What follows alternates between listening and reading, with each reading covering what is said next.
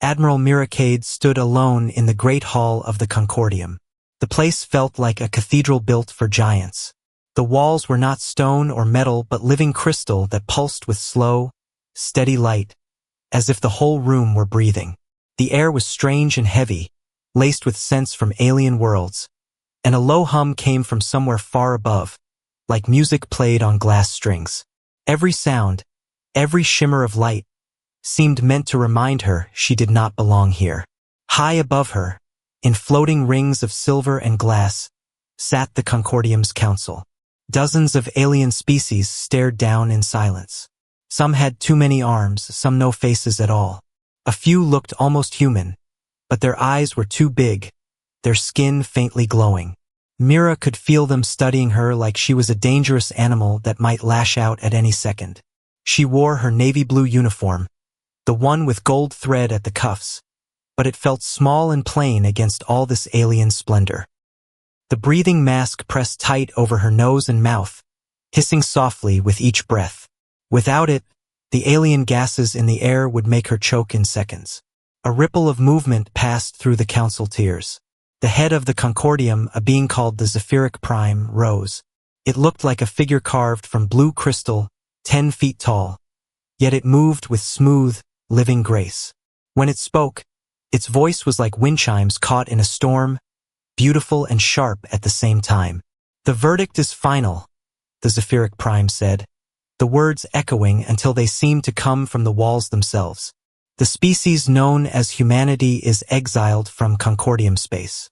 You will dismantle all colonies beyond your home system. You will withdraw to within the edge of your star's influence. You have 48 standard hours to comply." Mira kept her face still, though she felt the air go colder inside her mask. 48 hours. It had been 72 when she left Earth. They had cut the time almost in half. She heard someone behind her shift, a faint rustle. Dr. Jonas Iqbal, her science advisor, stood in the shadow of the tall council podiums, head slightly bowed as if listening. But she knew him too well. The small incense globe drifting beside him wasn't just decoration. Inside it, a recorder was quietly mapping the alien harmonics in the room. The same harmonics that powered the perimeter veil, the energy cage the Concordium would build around the solar system. The council chamber's light dimmed, then flared again. Mira realized it wasn't for show. The living walls responded to the Concordium's judgment, glowing brighter when the verdict was spoken. The sight made her stomach tighten. This was more than politics. Here, law and power were woven into the bones of the place. "Do you understand the terms?" the Zephyric Prime asked. Mira lifted her chin. "I understand you fear us." A low hiss rolled through the tiers. Several insectoid delegates twitched their antennae in agitation. One of the glowing energy beings pulsed brighter, like a silent shout. The Zephyric Prime's light shifted toward a colder hue. "You mistake wisdom for fear," it said. "No," Mira replied, her voice even. "I know what fear looks like. You fear what you can't control. And humans don't bend the way you want." Her words hung in the air, heavy and dangerous. She could almost feel Rook Hale's voice in her ear from the shuttle outside, telling her to stop pushing them. But it didn't matter. They'd made their choice long before she arrived. The council moved on, reciting the official charges. Aggressive expansion, refusal to surrender self-rule, dangerous unpredictability. They spoke as if colonizing dead worlds was theft, as if independent thought was a crime. Mira kept her hands still at her sides, though every muscle in her body wanted to clench. When the list ended, a different voice spoke, one that made the hairs rise on her arms. The Arbiter, an ancient being of white fire, floated forward. Its voice was inside her head, cold and electric. "The veil will be completed within the given time. It will be permanent." Permanent. That word hit harder than exile. No chance to slip through later. No way to send ships out without the veil stripping them apart at the edge of the system. A cage around humanity's sun. Mira let out a short laugh that surprised even her.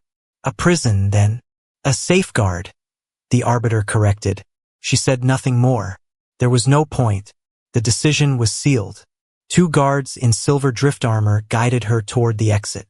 She walked under the watch of 100 alien eyes, some curious, some scornful, a few almost regretful. Past the last set of crystal doors, the air shifted back toward human comfort. She stepped into the waiting bay where their shuttle docked, the sight of its plain gray hull grounding her more than she expected. Rook Hale was already at the hatch, helmet under his arm, eyes searching her face. "That bad?" "Worse," she said. Behind her, Jonas slipped aboard without a word, clutching the incense globe in his gloved hands. His eyes were sharp, alert. "They're rushing the veil," he said quietly. "And Admiral, there's something else. I picked up a human code fragment in their core systems. Something's already in there. Something we didn't put there." Mira paused halfway up the hatch ramp. A human code inside the heart of the Concordium?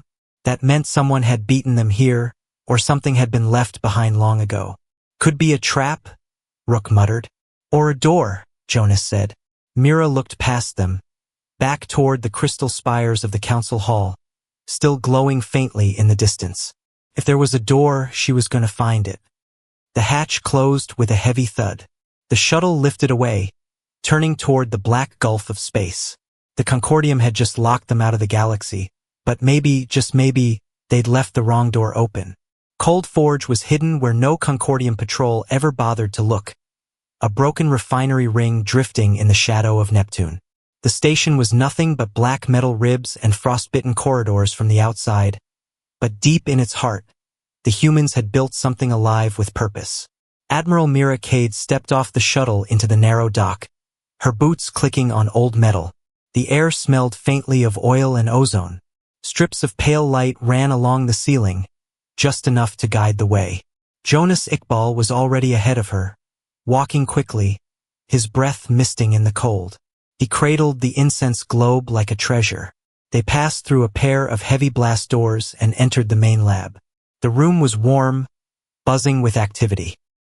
Tables were covered in tools, cables, half-built machines. Holoscreens flickered with patterns of light and sound, strings of alien code, and waveforms Mira didn't understand, but Jonas watched like they were music notes only he could hear. He set the globe on a padded stand and touched a control. The top split open, and a faint song spilled into the air, soft, layered tones that seemed to move through the walls and floor. "That's the Veil's cord," Jonas said quietly. "The Council thinks of it as a wall, but it's more like a net, woven from sound and light. Every thread vibrates at exactly the same pitch." Mira crossed her arms. "You're going to tell me you can cut it?" "Not cut. Play the wrong note in just the right place." Jonas tapped a hollow. A second sound joined the first, clashing so slightly it made the air feel sharper. "This is the dissonance key. It doesn't break the veil all at once. It makes a hole that shifts and closes like a tear in fabric. Big enough for a ship, if we time it perfectly." Mira studied the projection. "What do you need?" "A living chorus shard from the mere hive world. That's the crystal heart that keeps their signal stable. Without it, I can't tune the key. And once we have that, I'll still need the dimensional math from an Azurite research station. Both pieces, or the key won't last more than a few seconds." Mira gave a short laugh without humor. "So, we steal a living crystal from the most paranoid hive in the galaxy, and break into a station run by the species that wrote the rules on dimensional travel. Easy. That's why I didn't suggest doing it alone," Jonas said, smiling faintly. "We split it. You lead the Azurite job, I'll give Rook Hale the Hex Prime target. He's the only one crazy enough to walk into a hive and back out again." As if summoned, the docking alarm sounded. Mira turned as Rook stepped into the lab, wearing a patched flight jacket and a grin that looked like trouble. "Heard you've got something worth stealing," he said. "You heard wrong," Mira replied. "We have 2 things worth stealing." Rook's grin widened. "I'll take the hive. Been too long since I annoyed a mere queen." Jonas called up a holomap of Hex Prime. The whole planet was a maze of factories and glowing conveyor lines, each one tended by thousands of identical Mir workers. He pointed to a spire at the northern pole. "The Chorus Vault. is guarded day and night by drones and soldiers who share the same mind. They don't sleep, they don't lose focus, but they also don't improvise. That's your advantage. Rook leaned over the map. We'll need skin-shift cloaks, a dozen decoy beacons, and a way out that isn't through the front door. I'll get you the cloaks, Jonas said. The rest is your problem. Mira cut in. You have 3 days. No more. Once we have the shard, I'm going for the glass cathedral. Jonas hesitated. That station is dangerous, Admiral. The Azurites don't just guard their work with weapons. The whole place is built to read minds. If it detects human thought patterns. I'll make sure it doesn't, Mira said firmly. Get me the disguises and the fake credentials. The rest I can handle. The hum of machinery filled the silence. Outside, through a narrow viewing slit, Neptune's pale blue curve drifted past. Rook clapped Jonas on the shoulder. See you in the black. Document try not to blow up the lab before I get back. Jonas gave him a flat look. Just don't bring the hive home with you. Rook's laugh followed him out of the lab. Mira stayed a moment longer watching Jonas work. The veil's cord still hung in the air, weaving through the room, strange and alien. Beneath it, the dissonance keys low, clashing notes seemed to pulse like a heartbeat. She thought about the council hall, about the human code Jonas had found in their systems. Somewhere inside the Concordium, there was already a crack. If they could find it, widen it, maybe they wouldn't just escape the cage. They could tear the whole thing down. Mira turned toward the docking bay. I'll prep the team. When Rook's back, we move. Jonas didn't look up from his work. Then let's hope the galaxy's greatest prison was built by someone who never learned to improvise. Mira almost smiled. That, she thought, was one thing humans had never struggled with. Hex Prime filled the viewport like a machine-made world. From orbit, the whole planet glowed with neat lines of light, conveyor streams that moved raw or finished parts, and strange liquid metals between giant factories. There were no oceans, no forests, no mountains. Just one endless city of moving parts. Rook Hale sat in the pilot's seat of a battered freighter that looked like it had been welded together from scrap. The ship's hull carried the markings of a mere cargo hauler, down to the rust-colored plates and insect-like protrusions. It wasn't pretty, but it was enough to get them into mere space without every gun in the hive turning on them. In the hold behind him, his team checked their gear. 12 men and women in skin-shift cloaks adjusted the thin plates at their throats. One tap on the control patch and the cloaks shimmered, turning each human into the shape of some alien trader or worker. To mere eyes, they would look like they belonged. The cloaks even copied the faint heat and scent patterns the hive expected. Rook glanced at the landing coordinates Jonas had sent. Docking Bay 44K, Northern Hemisphere, close to the chorus vault but not close enough to draw suspicion. He flipped the comms to local hive channel and spoke in the harsh, clicking language of the Mir. The words weren't perfect, but they didn't have to be. All the Mir cared about was that he sounded like one of the thousands of drones moving freight for the Queen. Clearance came almost at once. Hive minds didn't waste time with pleasantries. The freighter slid into its descent path, passing over factory blocks where swarms of identical workers moved in perfect formation. Even from the cockpit, Rook could see how unnatural it was. No hesitation, no looking around, no wasted motion. Just endless synchronized labor. The ship touched down in the docking bay with a heavy thud. The air outside was thick and chemical, carrying the faint buzz of electricity. Giant loader drones scuttled past on 6 legs, lifting cargo pods the size of houses.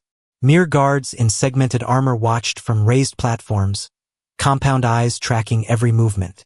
Rook's voice was low as he opened the hatch. Masks on, cloaks active. Walk like you belong. And for the love of all things, don't improvise unless you have to.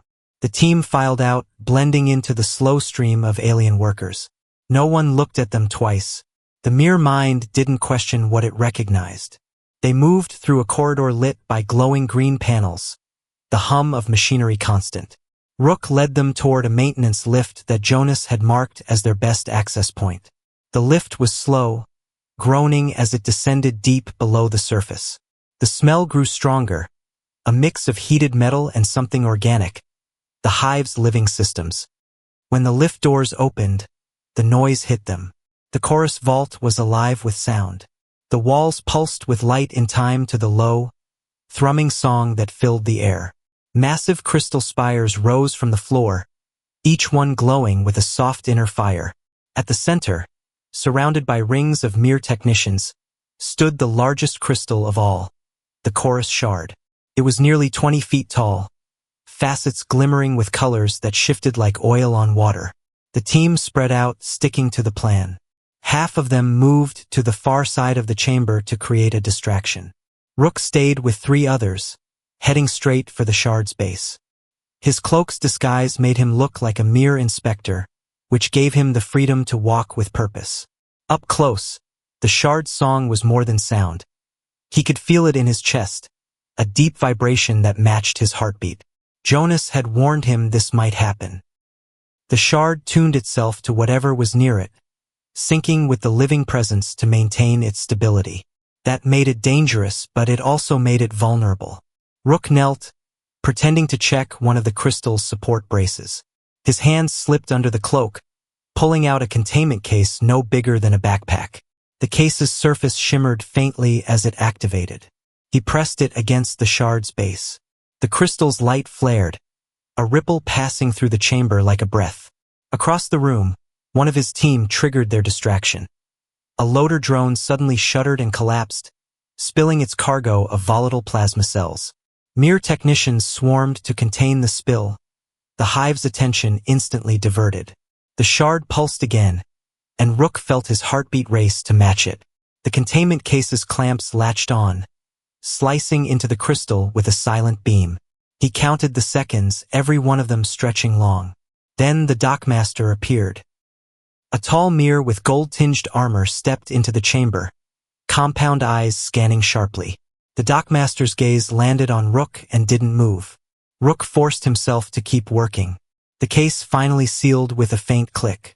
The shard's base dimmed slightly, but the hive didn't seem to notice, not yet. The dockmaster strode closer, clicking a sharp challenge in mere speech. Rook's translator implant fed him the meaning instantly. Identify yourself. Rook rose slowly, his cloak shimmering with the image of a mere foreman. He clicked back, rough but confident, claiming to be on special inspection duty because of the equipment failure. The dockmaster's antennae twitched. For a moment, Rook thought he'd bought it. Then the mirror's head tilted, and its mandibles clicked in a tone Rook had never heard. The hive mind was checking his signal. "Time to go," he said into his comm.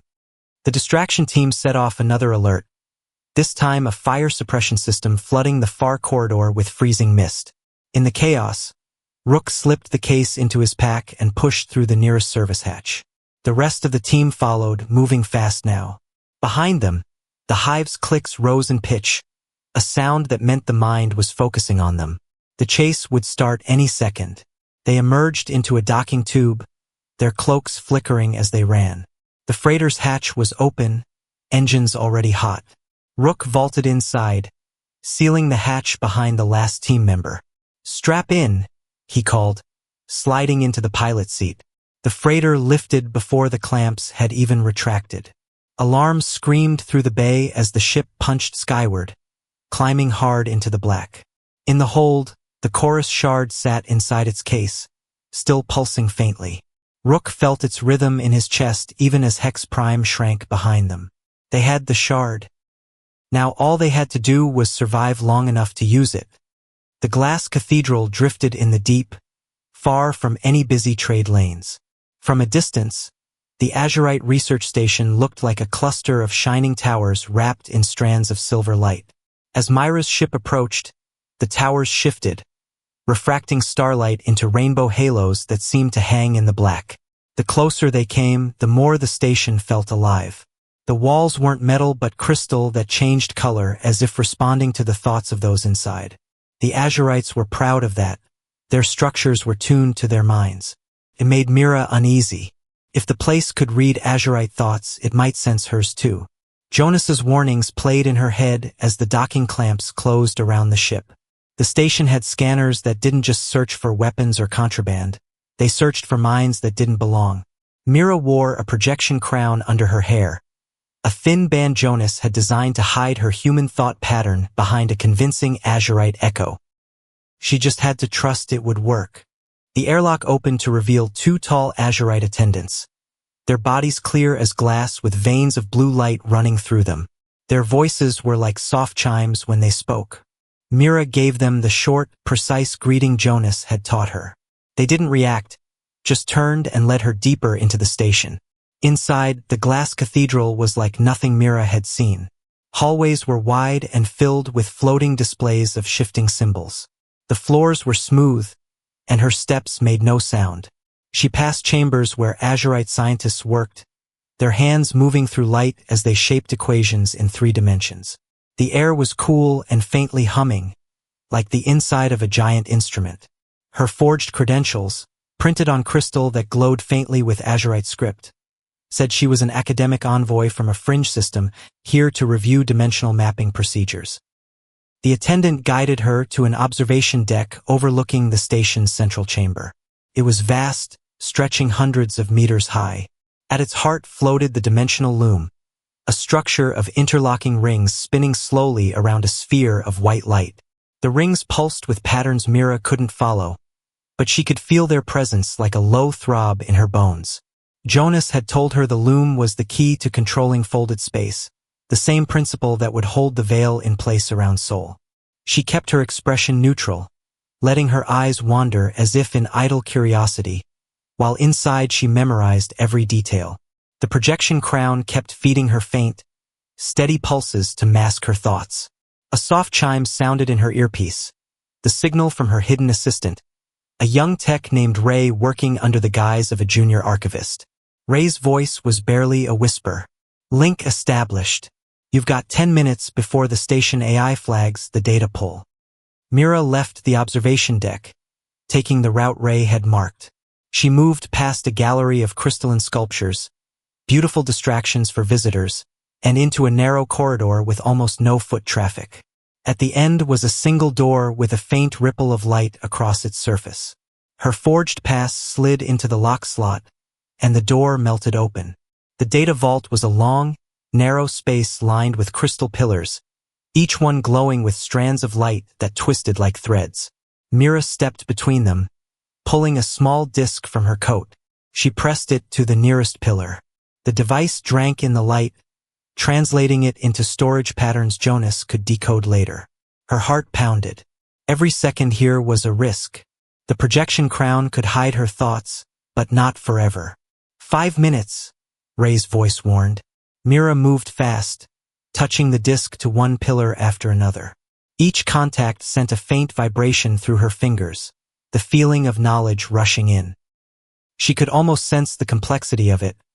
Maps of folded space, harmonic patterns for stabilizing dimensional fields, calculations for bending light and matter together. She was halfway through when a shadow filled the doorway. An azurite stepped inside, taller than most, with veins of gold light instead of blue.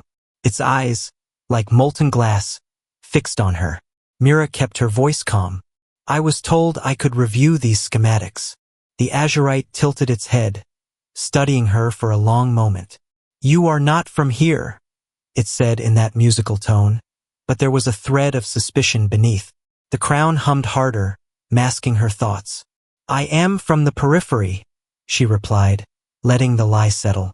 My patron requested a complete survey of your work. Shall I continue, or must I report the interruption? The azurite's gold light flickered once, then steadied. Stepped aside. Proceed. Efficiency is valued.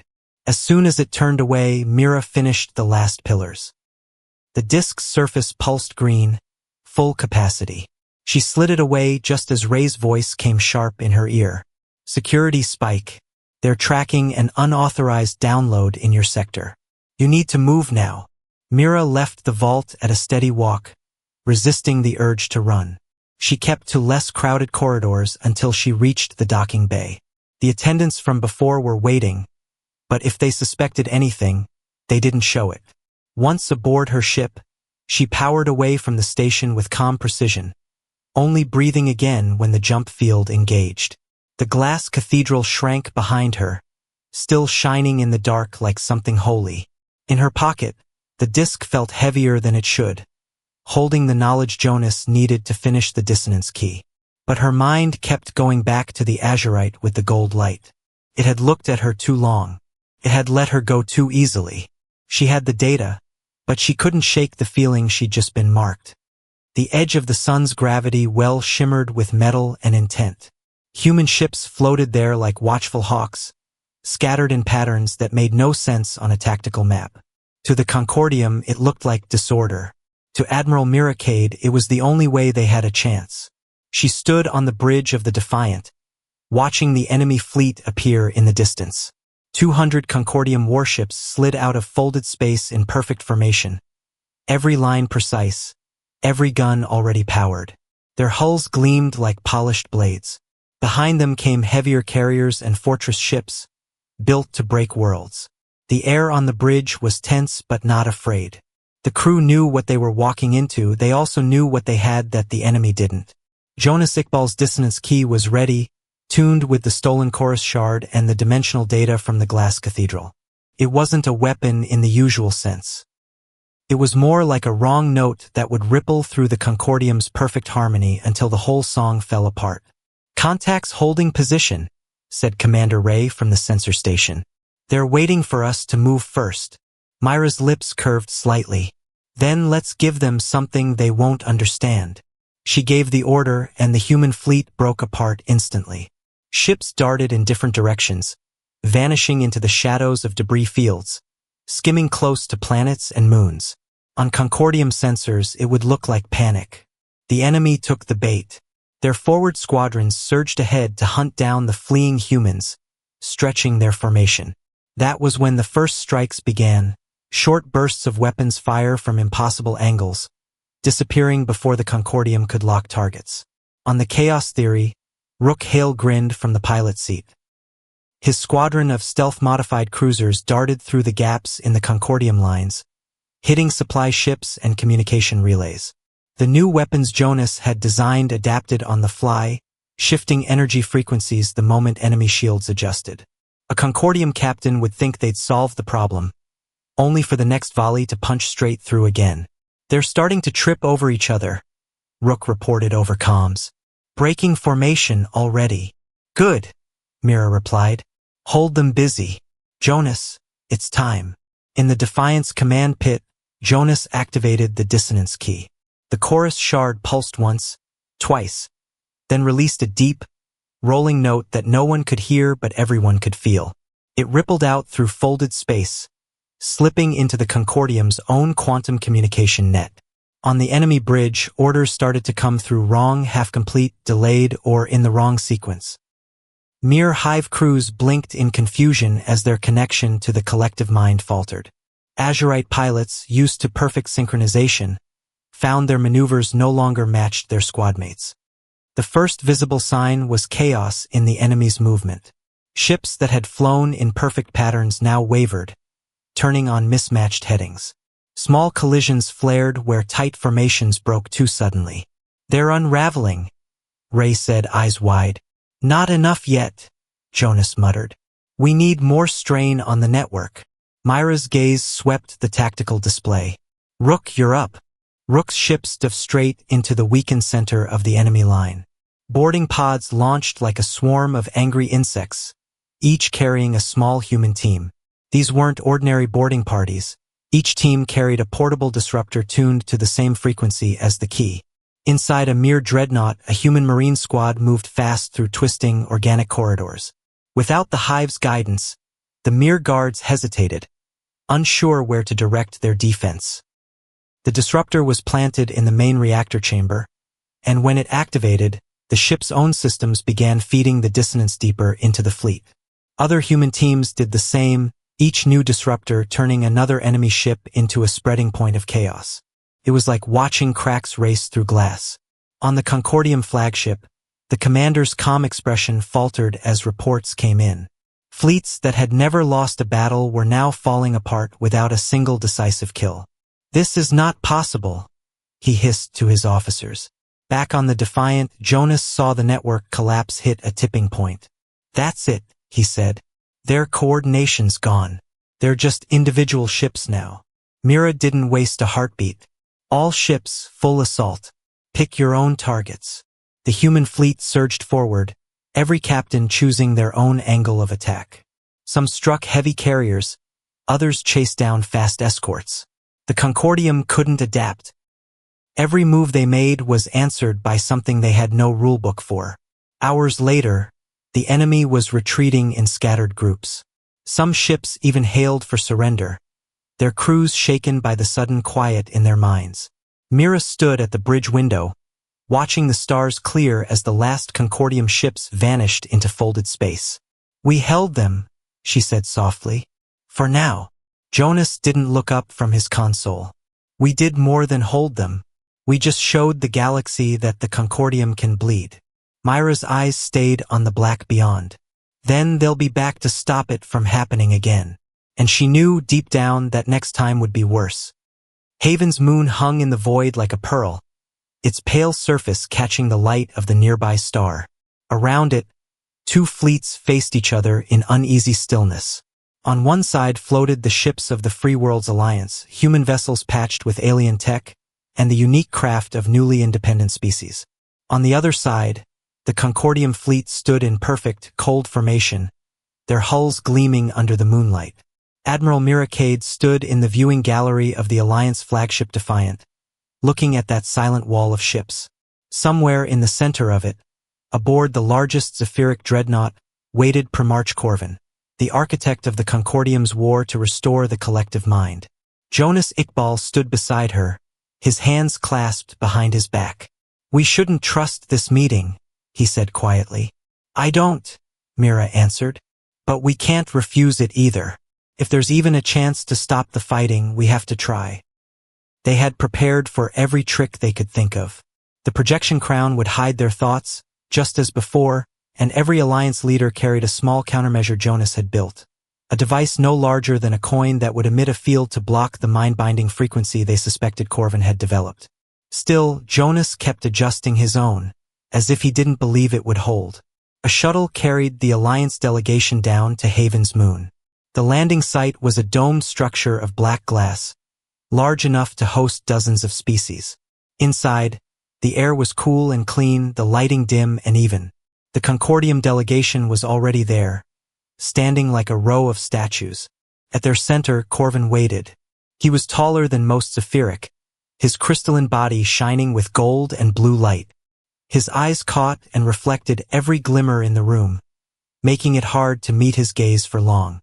When he spoke, his voice was smooth and steady, but there was something under it, a rhythm that seemed to press against the mind.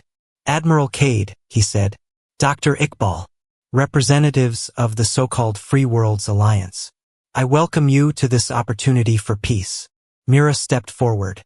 "Peace will come when the Concordium stops trying to force minds back into the chorus. Freedom isn't negotiable." Corvin tilted his head slightly. "Freedom." The way he said the word made it sound like an insult. "You call it freedom when billions suffer the noise and chaos of solitary thought? In the chorus, there is no loneliness, no conflict born from misunderstanding.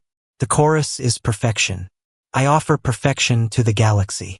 "You offer slavery," Jonas said before Mira could reply.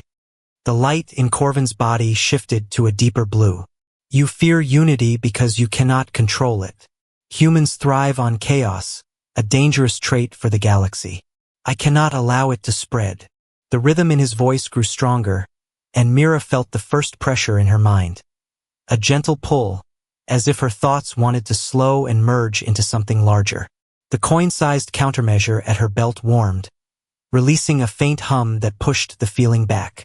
Jonas shot her a sharp look. "It's starting." Corvin's words flowed on, but now they weren't just words. They were signals, layered into sound, reaching for the minds of everyone present. A few delegates shifted uneasily, their eyes glazing. "Hold your ground," Mira whispered to the Alliance side. She could see it. Corvin was testing the device, probing for weakness. Then the hum at her belt flickered. Jonas's eyes went wide. He's countering us. The pull in her mind surged, and Mira felt her focus waver. The room around her seemed to dim, the voices fading into a single deep tone that promised peace, safety, and surrender.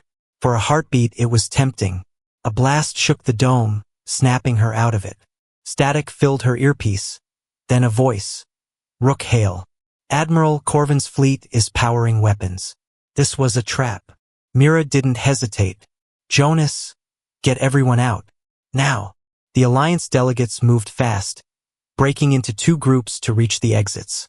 Concordium guards stepped forward, but before they could block the way, the dome trembled again as Alliance ships in orbit opened fire. Outside, the battle began instantly. The sky above the moon lit up with streaks of plasma and the flash of folding space jumps. Concordium vessels moved with deadly precision, but the Alliance fleet fought like a storm, scattering into unpredictable attack runs. Myra's group reached their shuttle under heavy fire. A bolt of energy struck the ground nearby, sending a shockwave that knocked two delegates off their feet. Jonas pulled them up and shoved them aboard. As soon as Myra's boots hit the shuttle floor, Rook's voice came through again. We're outnumbered 3-1. I can get you clear, but we'll have to punch through their line. Do it, Mira said. The shuttle roared into the sky, weaving between burning wreckage. Concordium fighters swarmed, but Alliance escorts dove in to clear a path. Through the viewport, Mira saw the great Zephyrix dreadnought turning slowly, its golden light burning like a beacon. Corvin was still aboard, and she knew this wouldn't be their last meeting. The shuttle slammed into the Defiance docking bay, and Mira stumbled out with Jonas at her side. The bridge was already alive with movement, officers shouting coordinates and orders. Signal the fleet to withdraw to the rally point, she ordered. We can't win this fight here, not today. As the Defiant turned for the jump point, Mira looked once more at Haven's moon shrinking behind them. Corvin had shown his weapon, and it was worse than she feared. If he could break their defenses and pull mines back into the chorus, the Alliance's strength could be turned against itself. Jonas met her gaze. We'll have to build something better. Something he can't touch. She nodded slowly. And we'll have to do it fast. Because next time, he won't give us the chance to walk away. The rally point was a quiet stretch of space beyond a dead star, its light long gone. Here, the Alliance fleet gathered, battered and scorched from Haven's moon. Dozens of ships hung in loose formation, some venting gas, others running on backup power. In the center, the Defiant floated like a watchful guardian. Admiral Mira Cade stood at the main table on the bridge, the star maps shifting in front of her. Corvin's fleet was moving fast, taking back systems one by one. Each red marker on the map was a world forced back into the chorus. Whole planets had gone silent. Jonas Iqbal stood beside her, eyes on the display. We can't match them ship for ship, he said quietly. And even if we could, the Unison Lance makes it too dangerous. If he pulls our people into the chorus mid-battle, we'd be turning our own fleet against ourselves. Myra's jaw tightened. Then we take away his weapon. Permanently. Jonas tapped the table, pulling up schematics of a place he had never wanted to see again, the Cord Forge. It was a massive installation hidden inside the remains of a collapsed star. This was where the chorus itself had been born thousands of years ago, and where the frequencies for the Unison Lance were forged. If they destroyed the forge or changed its code, the chorus could no longer bind unwilling minds. Getting in won't be the hard part, Jonas said. It's leaving alive. The forge is guarded by automated fleets and old defense systems built into the star's shell. Mira gave him a hard look. If we win, there might not be anything left to leave alive for. The plan came together in hours. Rook Hale would lead a strike wing to break through the forge's outer defenses, clearing a path for the Defiant and a handful of escort ships. Jonas would go inside with Mira to reprogram the chorus at its core. It had to be them. Jonas understood the code, and Mira could make the decisions no one else would. The journey took 2 days, and in that time the crew worked in near silence. Everyone understood what was at stake. If they failed, The alliance would be broken before the next sunrise. The forge appeared on sensors as a shadow inside a larger shadow. At first it looked like part of the collapsed star, a jagged arc of black. Then the lights came on, thousands of pale blue points across its surface, and the automated fleets woke. Rook's voice crackled through comms. Time to earn our pay. All wings, follow me in. Fighters and corvettes swept forward, weaving between streams of plasma fire. The old defense drones moved in tight, efficient packs, but the human pilots fought like water finding cracks in rock. Unpredictable, relentless, always moving where the enemy wasn't. The Defiant pushed through, hull shaking with every near miss. By the time they reached the forge's docking spire, Rook's voice came back, ragged but alive. Paths open. You'd better make this worth it. Mira and Jonas moved fast once inside. The forge's corridors were huge, built for beings that didn't walk so much as drift through the air. Light pulsed in the walls, carrying the hum of the chorus. The deeper they went, the stronger the hum became, until Mira could feel it pressing on her thoughts like invisible hands. At the core, the space opened into a sphere large enough to hold a small city. In the center floated the prime lattice, a web of crystal and light, each strand carrying the signal of the chorus. It was beautiful, endless, and dangerous. Jonas set his pack down and began working, his fingers flying over a console that wasn't meant for human hands. If I can change the root code, the chorus will still exist, but no one can be forced into it. Joining will have to be a choice. Mira watched the shadows shifting in the light. Do it! Alarms blared. The forge knew someone was inside. In the distance, she could hear the clang of defense drones moving closer. She drew her sidearm, standing between Jonas and the approaching sound. Seconds stretched into minutes. Jonas's voice was steady, but Mira could hear the strain. Almost there. Just a few more lines. The first drone burst into the chamber, its limbs snapping open like blades. Mira fired, the shot sparking against metal. Another came, then another. She kept shooting, moving to shield Jonas as the hum in the walls grew into a roar. Got it! Jonas shouted. His hand slammed down on the final key. The prime lattice flared, its light surging outward in a wave. The hum shifted, losing its sharp edge, becoming something softer. Mira felt the pressure in her mind vanish like a weight lifted. Every drone froze in place, lights dimming. Jonas staggered to his feet. It's done. No one can be taken against their will now. They ran, the path back to the dock strangely quiet. Outside, the battle had changed. Concordium ships were drifting, their crews suddenly cut off from the enforced unity. Some hailed for truce, others simply turned and fled. When the Defiant cleared the forge's gravity well, Mira looked back one last time. The cord forge still glowed, but its song had changed forever. Back at the rally point, messages poured in. Worlds once held in the chorus by force were declaring independence. Former enemies were asking to join the alliance.